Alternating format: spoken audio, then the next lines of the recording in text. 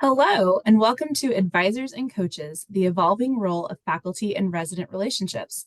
This is the sixth installment of this webinar series focused on navigating the shift to competency-based medical education, brought to you by STFM and the AFMRD. During this webinar, please utilize the Q&A feature to ask questions of the panelists. Although you may ask questions at any time, designated time has been set aside to answer your questions at the end of the presentation. We hope to see you at our next webinar, Individualized Learning and Resident Assessment, a CBME orientation for residents on June 27th. You can register for this webinar and access previous webinars in this series at stfm.org/CBME webinars.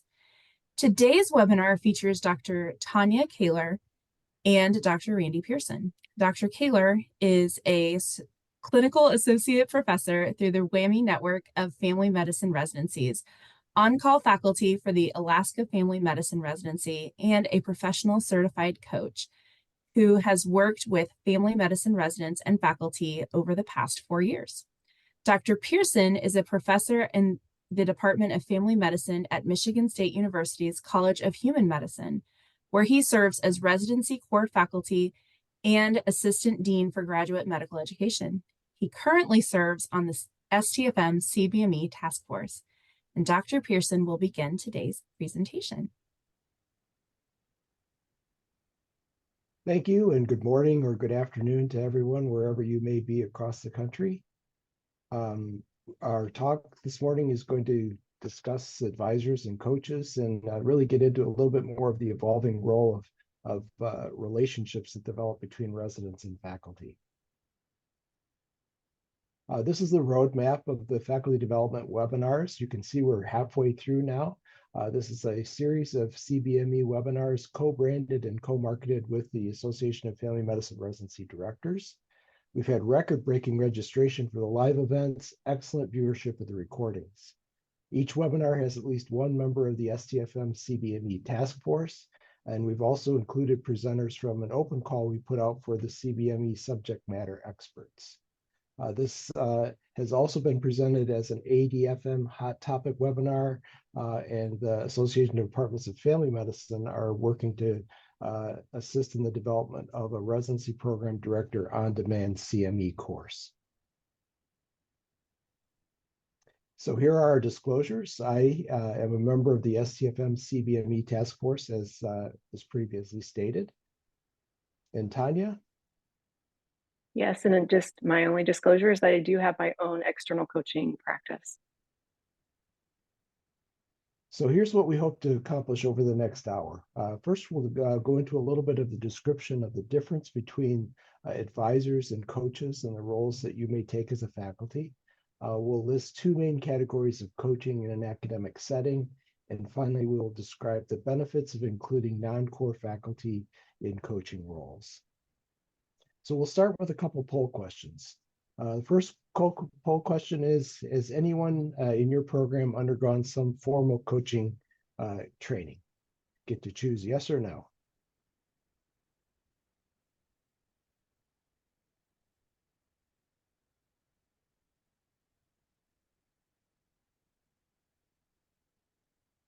And I'm not seeing any results yet. Are you, Tanya? I'm not. Oh, here we go. So about a third of you have, and about 2/3 have not. So let's go on to the second poll question. What source of professional coaching have you used personally?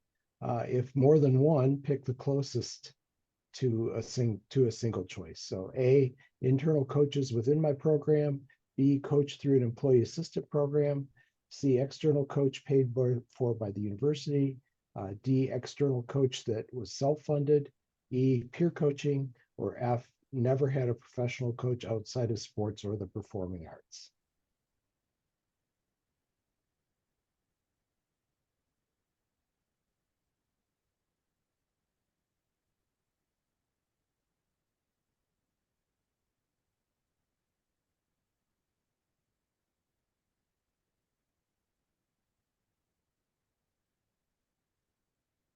And pretty broad distribution of answers there.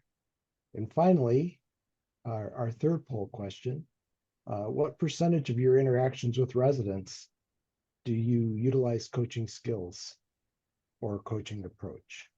Greater than 50%, 25 to 50%, 10 to 25%, or rarely or never.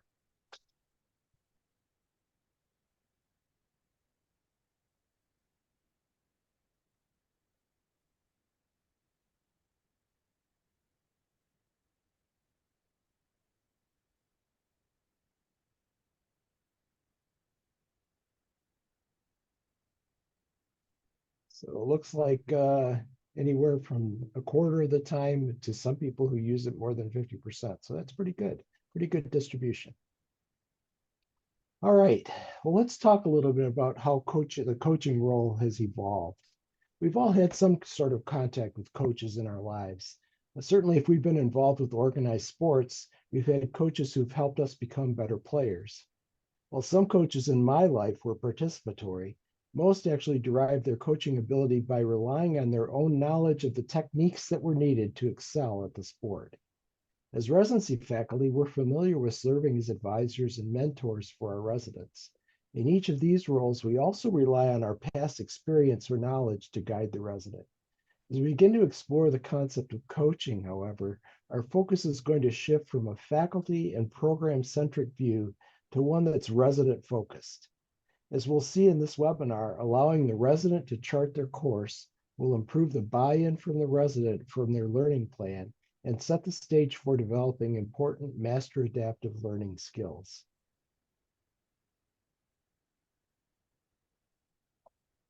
My friend Nick Saban described the role of coaching in this way. We've all had learners who tried to fly under the radar. Good residents, though, seek out opportunities to learn. As we learn more about coaching them, we'll see how invested they become in charting their own course through residency. We focused in previous webinars about the newly implemented ABFM core outcomes for family medicine trainings. These outcomes were created in lockstep with the latest ACGME revisions and training requirements. As part of these new rules, individual learning plans are required as a resident-driven process. This requires us as faculty to develop skills to guide residents towards achieving the outcomes. In addition, a huge side effect of involving residents in this way is that it paves the way for them to develop skills in lifelong learning. These skills are necessary for us as practicing family physicians in order to keep up with the rapid changes in medicine. As I stated on the last slide, the ACGME has clearly defined the process that residents and faculty should use in developing and refining the individual learning plan. This will require residents to have personal learning objectives, along with identifying strategies to reach those objectives. The ACGME also says that residents should use facilitators to assist in the process, and that's where we come in to help our residency faculty develop the skill set needed to coach our residents in this process. The most important reason why developing these skills in our faculty is so important lies with the end in mind. By creating ownership in the process of a resident's educational process, the resident is empowered to match their learning to their goals, both within their training program and as they progress throughout their career. As we coach residents through their training, we're promoting a sense of autonomous motivation within themselves, a process that's growth-focused rather than only looking at deficits. This becomes a positive focus that encourages growth rather than dependence. We'll spend the rest. Okay, go ahead, Tanya. Sorry about that. So we're going to spend the rest of the time talking really about what coaching is. And so I'm going to spend the vast majority of the webinar kind of talking through what coaching is, how it applies to you in your faculty roles, how it can be used in the ILP. And then finally, we'll get to an overview of the coaching skills. And so if you've ever listened to Dr. Carrie Palomara, who's done a lot of the research in graduate medical education with faculty coaching residents out of Mass General, she always starts with a slide of a stage coach. And the reason that is because the name coach actually derives back to the village, the 16th century village, where horse-drawn carriages had such great quality, they became known synonymously as the word that we eventually got as coach. And so in this analogy, she explains a coach partners with a coachee to get them from where they are to where they want to be. And so the coach is not driving the carriage. The coach is not the horses pulling the carriage. The coach is not the GPS coordinator sitting next to the driver, the saying turn left here. They're also not the person who designs the end location. It is the actual, as coach, you are the actual vehicle to help get the resident from point A to point B. And there are a lot of definitions that all seem very nebulous. So rather than read some of the classics out there, I thought maybe it'd be easier just to think through some keywords. And really, coaching in its essence is a dialogue. It's a conversation. It's a conversation based in a relationship. There's a partnership, and then it's an empowering conversation for the individual being coached. The coach has positive regard, seeing the person they're coaching as whole, capable, and resourceful. They're using their deep listening skills, and they're helping broaden awareness of the coachee through inquiry. The coachee is bringing having some guided self-reflection that will help with their self-awareness, their metacognition, which is that thinking about their thinking, and really be able to be more self-directive. The conversation itself is generative, and by that I mean it generates new insights and perspectives for the coachee. There is confidence and clarity that is gained throughout the conversation, especially as it relates to their determined goals and strategies.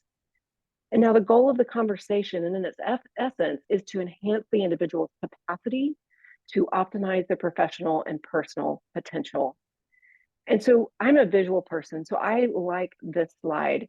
If you look at your traditional roles that you play right now, where you are the guide on the right side of that x-axis, and you are the source of ideas and expertise, and you are telling on that y-axis, mentoring, teaching, advising, all of these things are incredibly important to the development of our learners.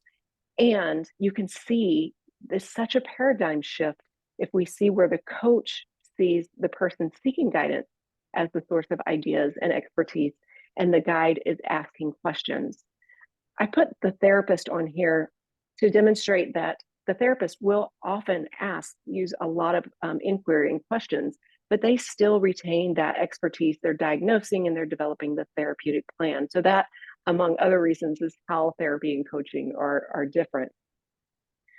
What I want to kind of unfold for you is the literature in graduate medical education as it pertains to coaching our residents. There is evidence to support technical skills, that hands-on procedures, those non-technical skills such as communication, those cognitive skills, which really helps the individual start recognizing how they're thinking through their differential diagnoses and that sort of thing. There's also robust literature coming out for the well-being that coaching improves. And there's other professional development. And I just wanted to highlight the professional identity formation that is so important as our residents are going through training. All of these in the literature have these basic components, these pillars, if you will, where it involves a growth mindset, seeing, like Randy alluded to, not deficits now. We're looking forward and we're seeing how this is going to be an opportunity to grow. It's based in appreciative inquiry, where you spend some time in positive reflection, helping reset that negativity bias. That helps develop self-efficacy of our learners. And then metacognition, again, that thinking about our thinking piece of it.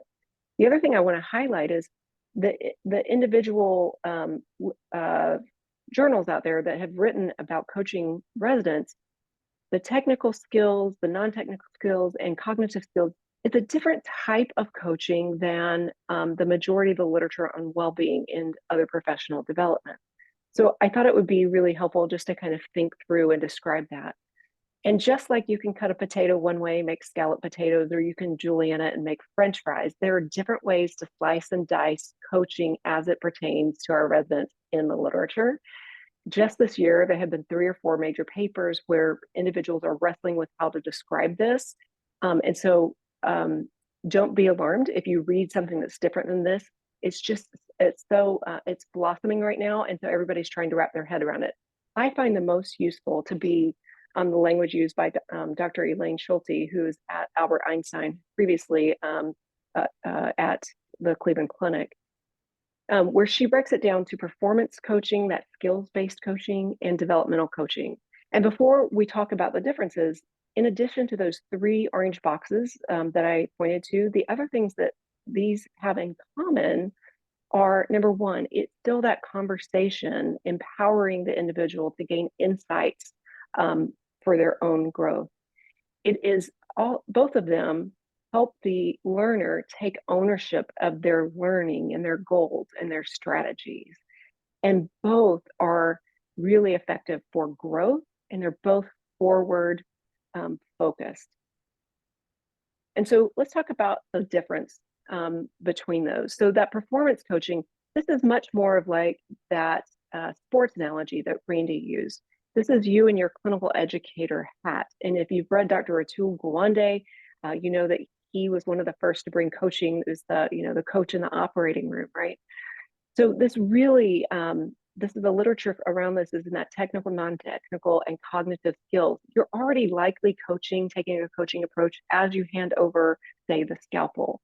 And it often involves observation and feedback. And specifically, if you are coaching, it involves you and your feedback specifically. If you're using any of these in your direct observation and formative feedback, the prepare to adapt model, the R2C2, the ask, tell, ask, there are several. Those are all coaching frameworks. If you're using that, you have already started to step into the coaching role. And this is a really nice way of doing it where both of you are contributing. So the learner can be the source of ideas here, but you as the faculty still retain that level of expertise that is needed. Developmental coaching, this is more of a formal coaching role. Those of you who have had a coach in the past outside of sports or the performing arts, this is the type of coaching that likely fell under. The literature in residence really surrounds professional development, work-life integration, that professional identity and well-being being in this category of type of coaching where it does not rely on observation or feedback. In fact, if somebody's feedback is entered into the conversation, it specifically is not you as the coach, because you as coach in this type of coaching are completely neutral. And this is in that upper left-hand quadrant of that visual I gave you, where the learner is the expertise and source of ideas solely. And so really, if you think about it, there's kind of this spectrum. There's the traditional approach, telling by expert, that you do in your mentor hat, in your advisor hat, in your teaching hat. Then many of you have already started to step into this performance skills-based coaching where there's an asking and a telling, and you're both contributing, and the learner is starting to gain new insights.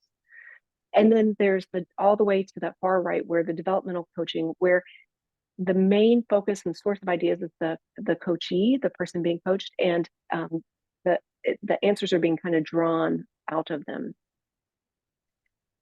The people who have been in the trenches doing this work, looking at it from all different sides, when we think about master adaptive learners, which there's going to be a whole webinar upcoming on this, the planning, learning, assessing, and adjusting, what they have discovered is really coaching is going to be essential for us to develop those master adaptive learners, to develop that skill set of that self-reflection and assessment and direction. And I want to kind of segue, because there may be some discomfort in some of you feeling like, well, what is this new skill and this new thing?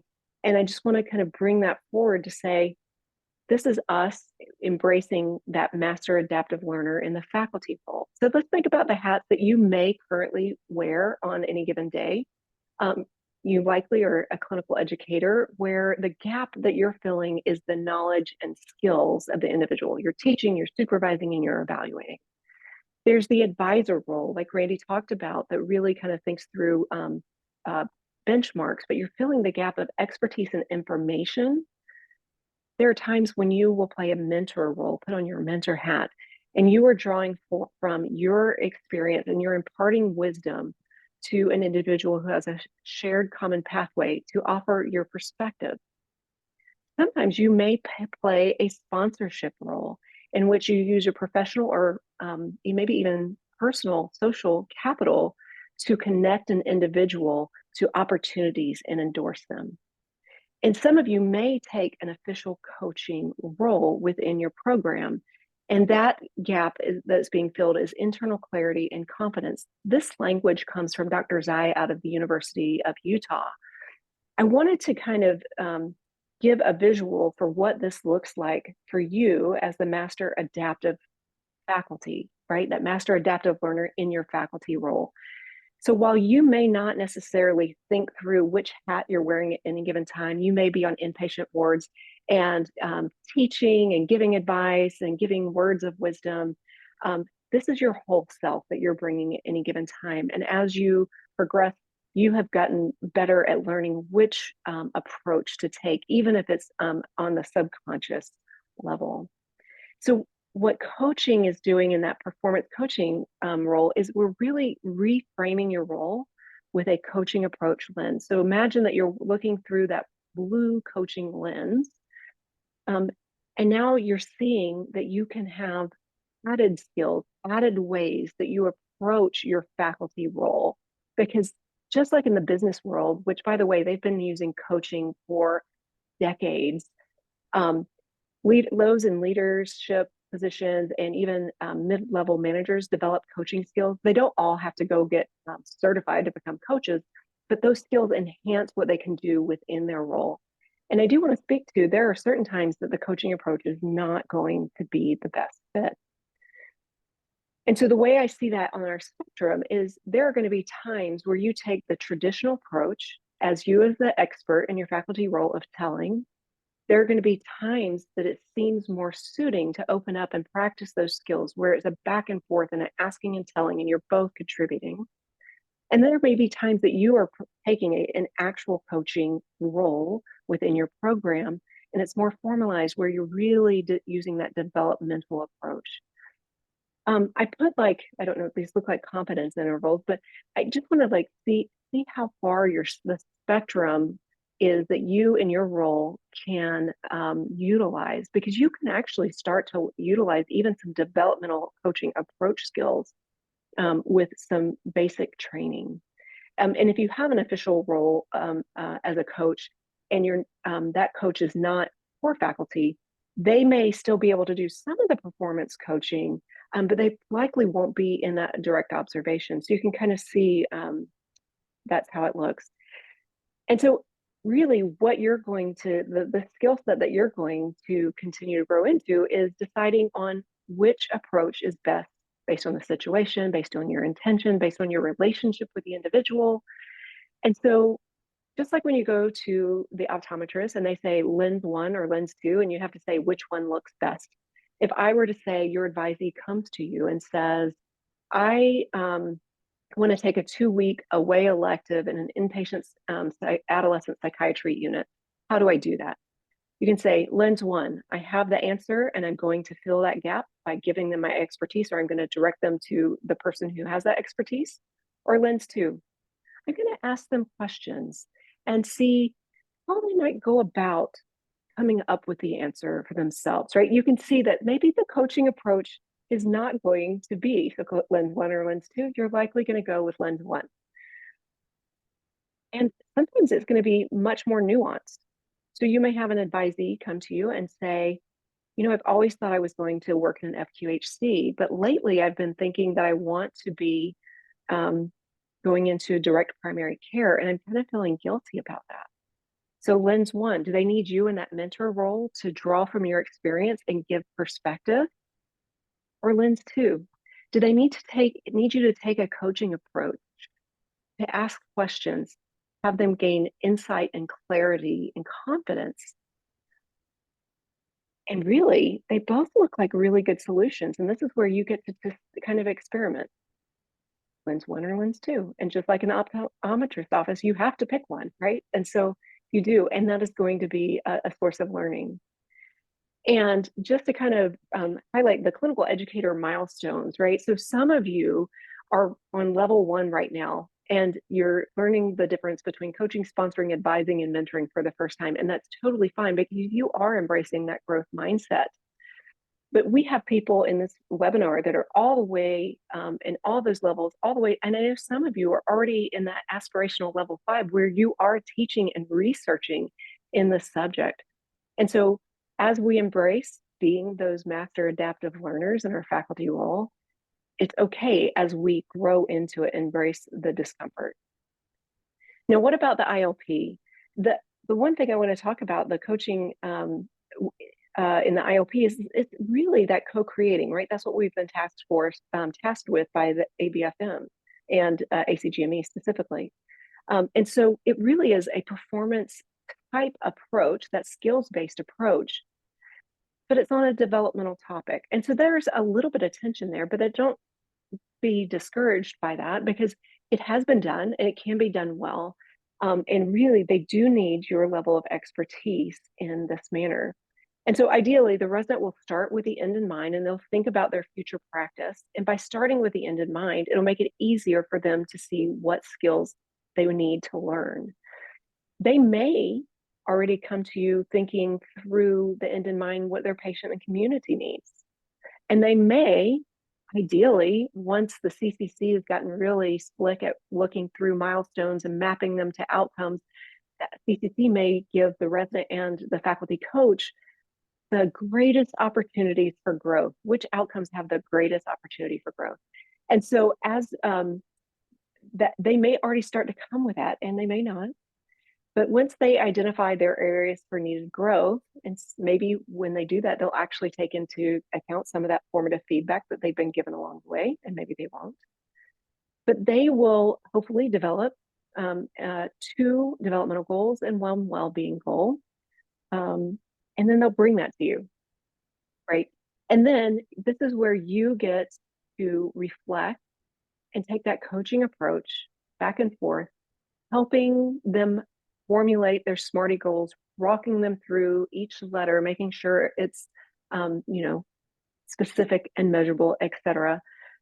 And the opportunity to really negotiate with the resident those outcomes. So if they haven't taken those into account, the patient community needs, the outcomes, the formative feedback, this is where you can negotiate. And the coaching approach way to do that is say, now I noticed that we have this feedback from your inpatient pediatric rotation. How can that inform this goal, if at all? That's the very hands-off, more developmental coaching approach. 2, I think what we need to do is add a goal in here that's going to speak to this really big opportunity to grow towards one of the outcomes. And so that's where you will start to experiment with your coaching skills. And I want to highlight that the IOP is such a rich area. It's going to be a high yield area to use coaching because the resident is getting protected time to think about their future and pick your brain, right? So this in and of itself is going to be a high yield conversation. And so it's the perfect place to practice your coaching skills.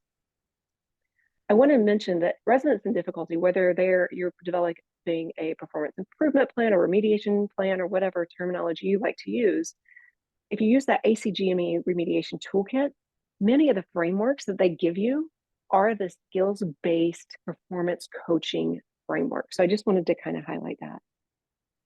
I'm not going to go through this in detail because we've already had a session on the individualized learning plan, but I just want to point out 2 things. One is this is the one that was developed by the task force, and I think it's great. And the reason I think it's great is because it's simple. It doesn't look like it's just a checkbox, and it's really set up to have that coaching conversation. The learning box there in the middle is to recognize that there's going to be learning for that resident in this conversation itself. There's learning when they reflect back on, what went well with their previous goals, what got in the way, what resources and strengths did they utilize, what are their strategies. And then there's going to be learning as you have this coaching conversation. And I think that is a really rich thing to highlight. The other thing I love about this is they have the core outcomes linked. So it's really easy to kind of highlight those, pull them up and map them to them. And if you use the web-based, it can live and be utilized and pull up old records. You could also use it as the Word document. It could be a living document that you keep, maybe in a Google Drive or in your Microsoft 365 areas for a live document.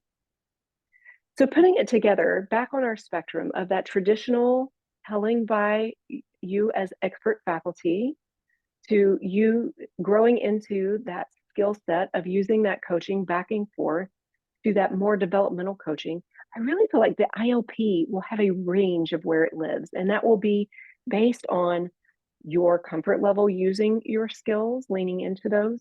It'll depend on the relationship that you have with the individual you're coaching. It will depend on the level of insight that the person being coached has and their comfort level. Lastly, and then I'm going to turn it back over to Randy, is I want to kind of talk through what are these coaching skills that I've been alluding to. And first, I want to say you already have so many of these skills that you're going to be able to utilize. That motivational interviewing skill set will translate nicely over. I want to highlight a couple of things, kind of the basics, and highlight some things that may be new or may trip you up. Number one, you know how to create a safe space. When you enter a room with a patient who's feeling vulnerable, you know how to create a safe space. When you're working with residents, whether you're using the coaching approach in that feedback conversation or that ILP, this understanding of asking permission is important. Remember, they're used to you telling as the expert, and now you are changing your approach.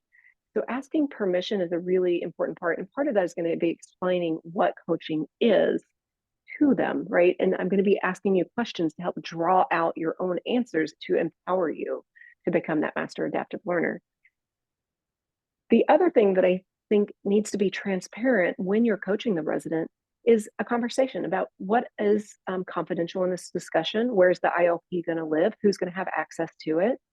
And just be very explicit if there are any perceived conflict of interest. If you serve on the CCC and you're responsible for, promotion and et cetera, just making note of that helps the learner understand how open and transparent and vulnerable they want to be in this conversation.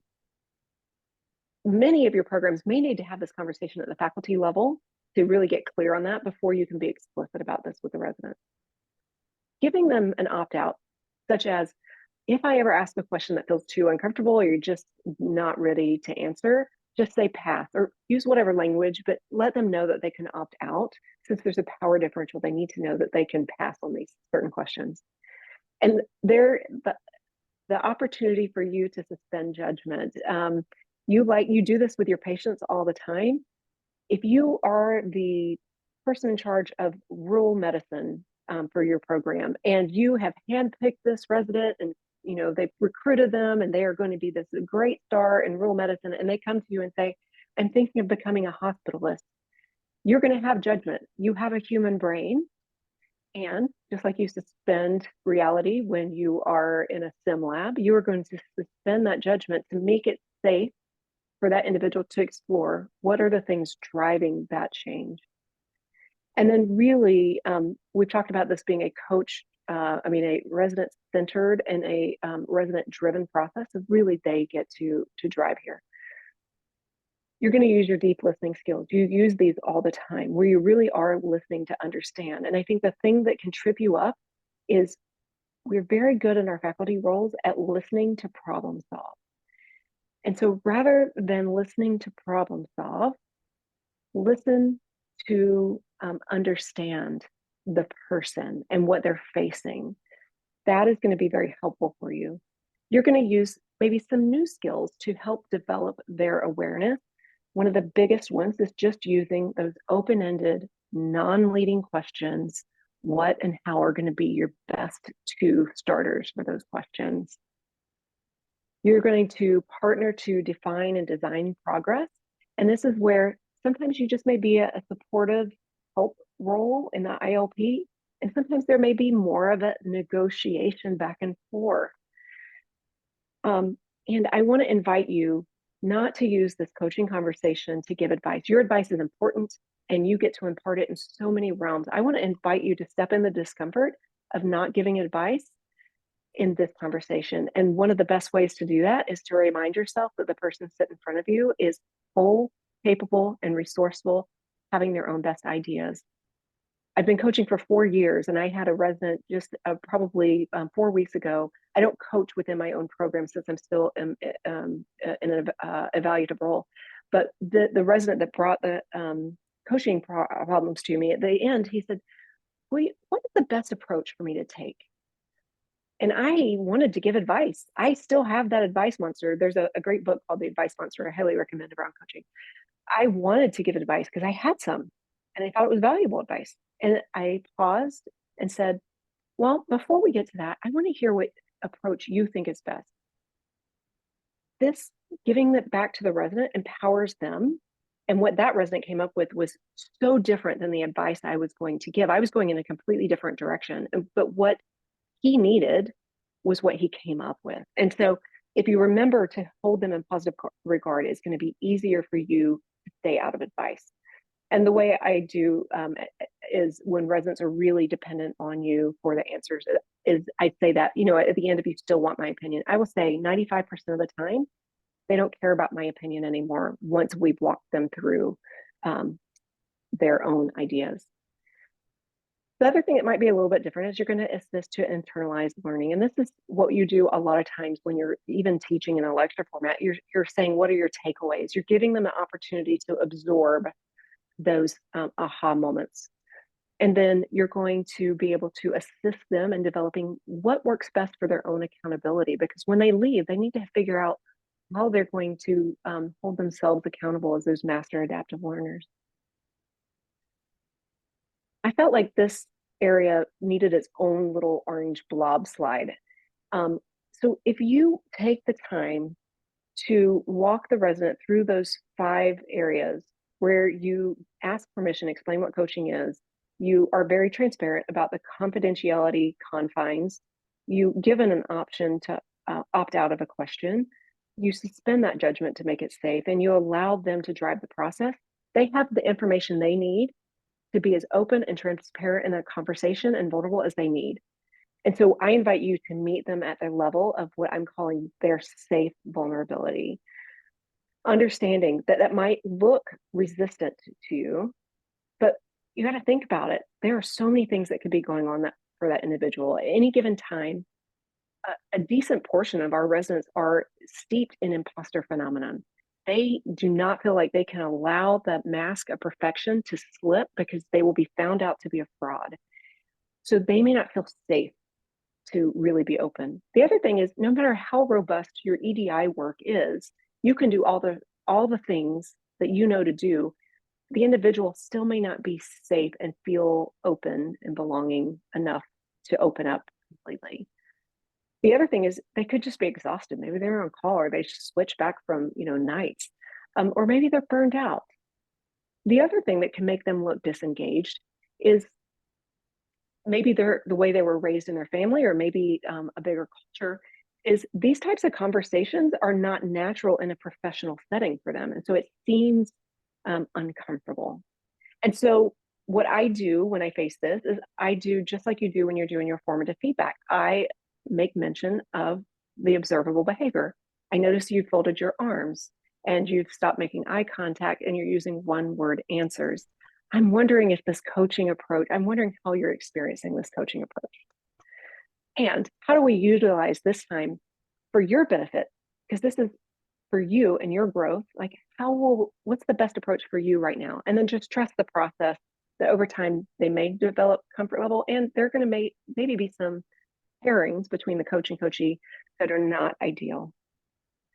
All right, last slide, and then I'm handing it back over to Randy, is the AMA handbook for coaching in graduate medical education. This is the new one. It just came out a couple of weeks ago. It's not the old one that just had one blurb for GME. This thing is chocked full of great information. I think leaders in the programs really would benefit from reading through it, and anybody that's going to be coaching really will benefit from looking through that. So with that, I'm going to turn it back over to Randy. Okay, so we'll spend the rest of the webinar talking about how you can put these concepts of coaching to work in your programs as you're helping residents develop their own learning plans. And then we'll have some time at the end to tackle some of the questions that are in the Q&A. So the front line for coaching lies within your own program. Some of you already have skilled faculty within your programs who can implement coaching strategies with your residents. However, most of us will need to take some time to develop coaching skills.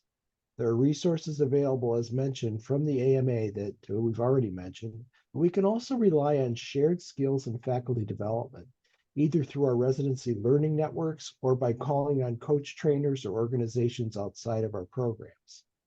A few of you might want to dive into becoming certified coaches through training programs that are available. If you're in a university-affiliated program, your university may offer access to coaching resources. Finally, there are external coaches that can be contracted or employed to assist in this function. In deciding how to use available resources, you may want to decide between using core faculty as coaches versus using individuals from outside your program. Advantages of using core faculty include their understanding of the processes involved with developing ILPs, as well as the relationships that exist between the resident and faculty member. Certainly, it's more convenient to have in-person conversations with core faculty, and you'll save on expenses associated with external coaches. On the other hand, external coaches can have less conflict of interest and may provide more psychological safety. Sometimes the expenses associated with using external coaches can be offset by offering quid pro quos like access to your program's rotations or clinical experiences for residents from another program. There are a number of benefits that your faculty can realize by participating in coaching activities with the residents. Many faculty report an enhanced sense of belonging and ownership for resident success. Sometimes faculty who have not had previous experience as a coach find that their professional development is sparked. Certainly, faculty may sense improved meaning and professional fulfillment in their academic careers. Faculty development and coaching skills does present growth opportunity for faculty.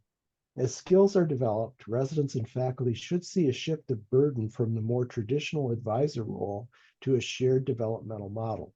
Like many areas in residency education, some faculty may not be a fit for the coaching role, and the program director should work as much as possible to maximize the individual skills of the faculty. Some programs find that coaching activities extend beyond the role of ILP development and can enhance teaching in other areas of the program. In addition, coaches must be careful to maintain confidentiality as much as possible with their coachees. It's important for the role of the coach to be clearly defined. This is particularly an issue where the faculty serves in multiple roles with the resident. For this reason, some programs will choose to have a small group of faculty serve as coaches for multiple residents. As resident-centric activity, the coach needs to maintain a focus on resident needs and goals. Again, coaching activities can't just be another thing we have to do. There are a variety of ways that you can incorporate coaching activities into your interactions with residents. You might choose to use your existing structure and include coaching activities either within your advisor meetings or in separate meetings. Some programs might designate the program director or associate program director as a coach, or you may decide to use behavioral health faculty or other faculty as coaches. Whatever you choose, remember to use the resources we mentioned earlier to help develop the skills of your coaches. We'll finish with a quote. The ultimate goal of coaching would never be simply attaining a specific behavioral benchmark or goal. Instead, the ultimate outcome is that of facilitating the learner's ability to make informed and reflective choices about their life challenges and aims. And here's our last poll. How well did we do in meeting our objectives? And I'll remind the objectives. Number one, describe the difference between advisors and coaches. Number 2, list 2 main categories of coaching in academic settings. And 3, describe the benefits of including non-core faculty in coaching roles. And pick one of those.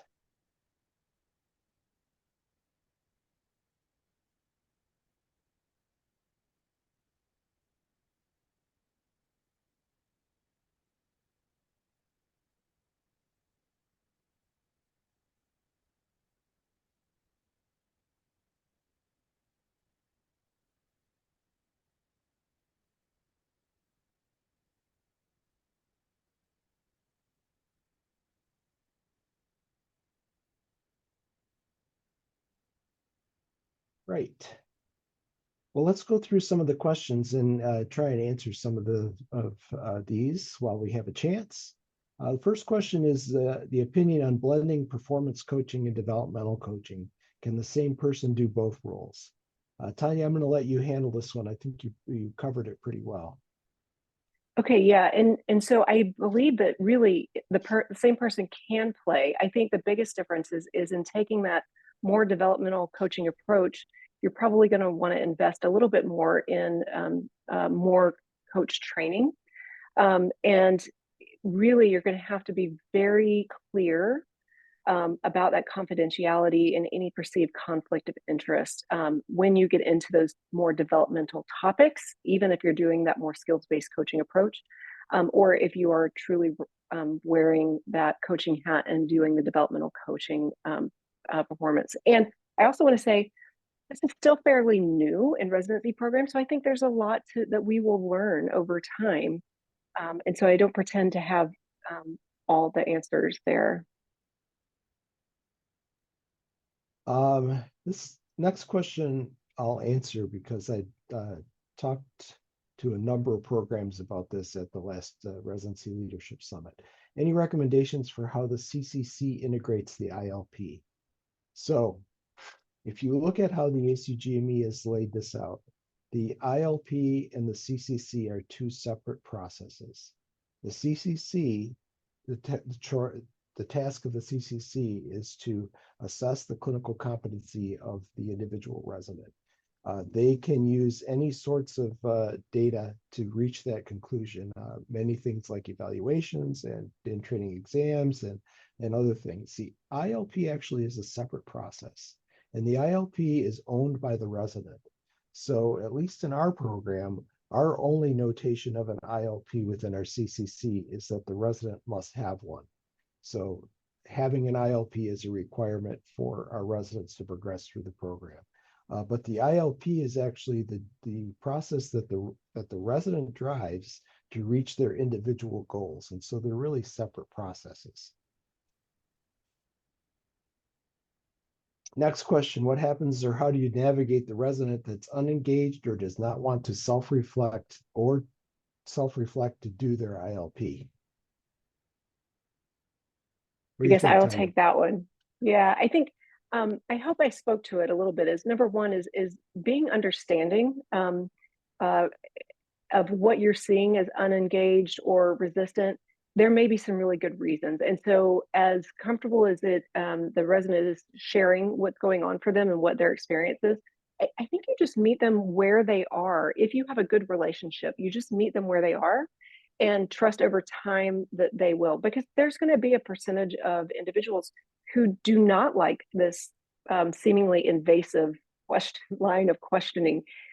And so many of our residents are, they become dependent on you as advice. They've been told all the way through what they need to do to get A, B, and C.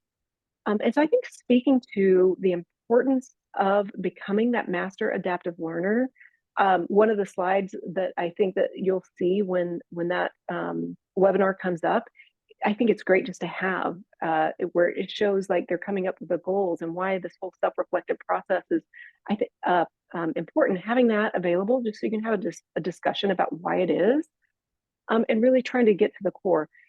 And really, honestly, I really think that this is going to be a place that you explore and co-create with the resident. Okay, you're not appreciating this coaching approach. What is going to be a better way for us to do this? Because we're tasked with helping you develop your own individualized learning plan and see what ideas they can come up with to make it more comfortable for them. And like I said, I think we have to keep in mind that not every coach resident pairing is going to be ideal. The coach has to be able to have positive regard for the resident. And there may be individual residents that some faculty have a harder time getting to that positive headspace around. So keep those things in mind. And like I said, I just make note of the observable behavior that you see, and explore, and then ask for how you can make this time valuable for the resident, explaining why this process is. Randy, any other thoughts from you on that? No, I think that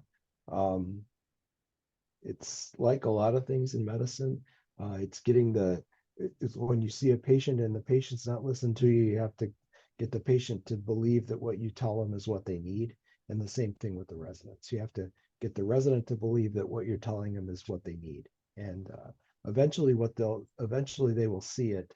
I've never had a resident in over 35 years of doing residency education that eventually doesn't at least see partially the light. So I think that's the great thing that we as faculty can impart to our residents. Next question, I'll let you answer, Tanya. Do you think investing in getting a faculty to be certified coach can be helpful to other faculty coaches? Well, certainly if you have somebody that's a certified coach, I think they can be very helpful in faculty development for coaching skills. I think in that way it can be. And I also think that you don't have to invest heavily in the money to get the coaching skills needed. There are, what I would say, if you do coach training, I think this is important to understand, is coach training is an unregulated industry. And so if you go to spend money, whether it's certified, a coaching certificate, or whether it's just kind of some basic novice foundational skills, if you're investing money, vet them by making sure that you know others in the faculty realm that have utilized them for coach training. And understand that because it's unregulating, a coaching certificate only means what the certifying body who gives it wants it to mean. So you could get a certification with a weekend course, or you could get a certification with a 1-year course, right? So I think it's an interesting area, and I know a lot of universities and a lot of programs are investing in certifying coaches, and I think that will benefit the program. And I also don't want it to feel like it's some expensive burden that all the programs need to necessarily take on to be certified. I just highlight Cleveland Clinic and Mass General are two that I know have novice level coaching training that you could get for your faculty that are much less expensive and don't involve a lot of additional time. And I would check with the universities that you're affiliated with. They may have something similar. A question about programs offering protected time to complete the ILP. Some programs do, some programs don't. I know our program does provide protected time during part of our didactic schedule to allow residents to work on their ILPs. Just like any other task that they need to complete as part of their residency, sometimes residents choose to use that protected time, and sometimes residents choose to use other time during their life to complete the task. Question about, oh, go ahead. Oh, sorry, I was going to speak to that just a little bit too, is remember there's the part of the ILP that the resident's going to be doing on their own, but there really needs to be some carved out time for you to coach them and do that negotiation piece. That needs to be protected time. And, a lot of times our advisor meetings, we have so many checklists. My concern for entering that, the ILP into that conversation is it may not end up being this rich coaching conversation. It may default to being just another checklist that happened in this compressed meeting. So correct. Just giving you my opinion on that. So this other question about separating out the ILP and the CCC. it's the question is sometimes ILP performance goals are not aligned with CCCs for a resident. So what I recommend is that actually there is a conduit of information between the CCC and the faculty coaches, so that at least the faculty coach is aware that there may be developmental concerns or knowledge-based concerns with individual residents that they will want to explore, again, with open-ended questioning about how the resident may choose to work that into their ILP. Again, getting the resident to believe that what you've told them is what they need. So that sort of thing. Next one, how much training should we have for our faculty coaches? I don't want to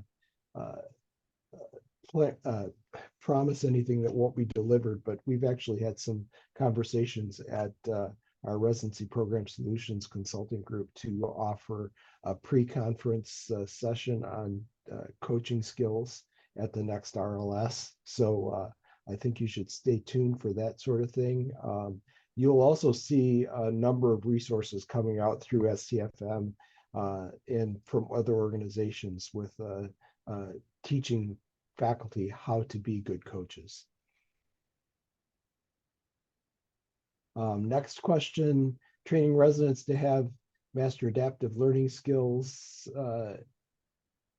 Should that be a group session in conference or just with individual coaching sessions? If you look through the ABFM core outcomes, in the last group of 5 outcomes, which is going to be 2026, actually developing skills as master adaptive learners is part of that. So we can't get on board fast enough to be able to look at how to work through developing skills in master adaptive learning. And, you know, a lot of this is sort of gestalt that we've learned as faculty over the years. And then we impart to residents. It will be much more formalized going forward. Next question, what timeline do you recommend for self-directed work for ILP versus the coaching version of the ILP? Do you normally have them work on it between meetings? What we do is we actually offer a session in our orientation month to talk about what the ILP is and what the role of the CCC is. So the incoming residents all get that. And then we ask our incoming residents to begin to develop their ILP during the first quarter of their residency. I don't think you can start too quickly because it's only 3 years. And before you know it, they're halfway through their training program and you haven't gotten to where they need to at least look at where they're going to be when they finish.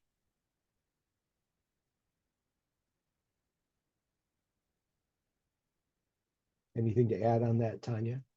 No, I was just looking. There was an anonymous attendee that asked if we could share something, but it was obviously came through when we were talking, and I'm not sure what they were hoping to share. So I think it was the ACGME Resident and Difficulty Toolkit. oh, okay. And I don't know if that got shared in the chat, but if not, if you go to the ACGME and log in, you can just literally search toolkits, and there's a residents and difficulty section that has several modules to go through that are very helpful.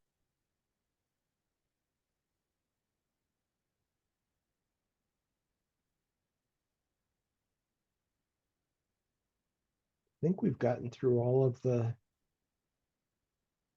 Great. Well, thank you for your attention, and you have our email addresses there. Should you have some questions that would be helpful that we could impart answers to. Yes, thank you, and hope you have a great rest of the afternoon.